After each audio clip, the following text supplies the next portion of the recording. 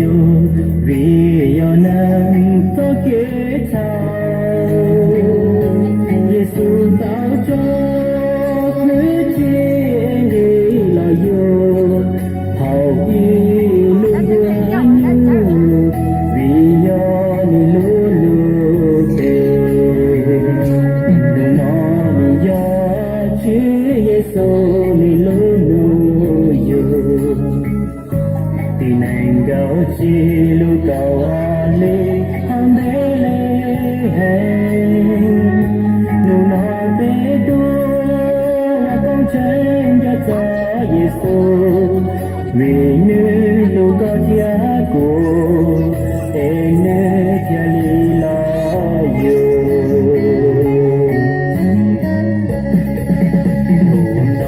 ni yo Giêsu nu yo Hallelujah, Yesu nuyu, peso tu jali dosia,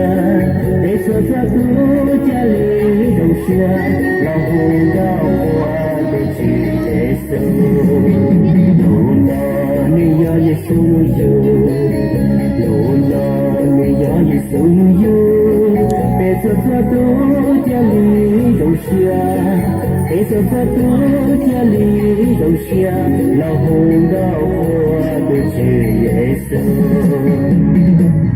jali la honga fane jali la honga fane la cha so de wani cha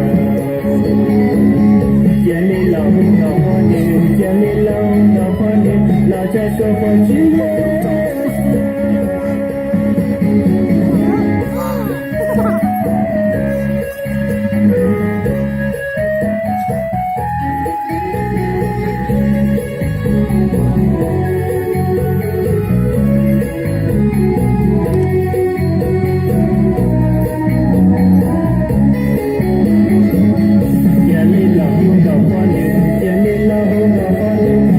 cho dia wani cha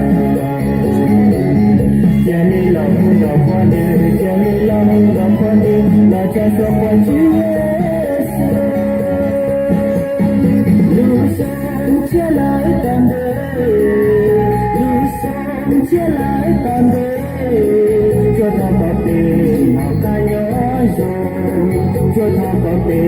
na ka yo yo ko wa chi po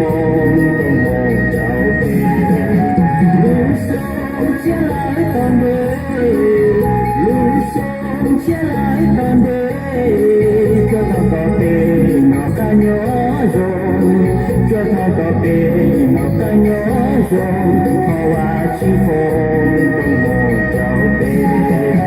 lưu sống chia lại tạm biệt lưu sống chia lại tạm biệt cho ta có thể nó ca nhớ rồi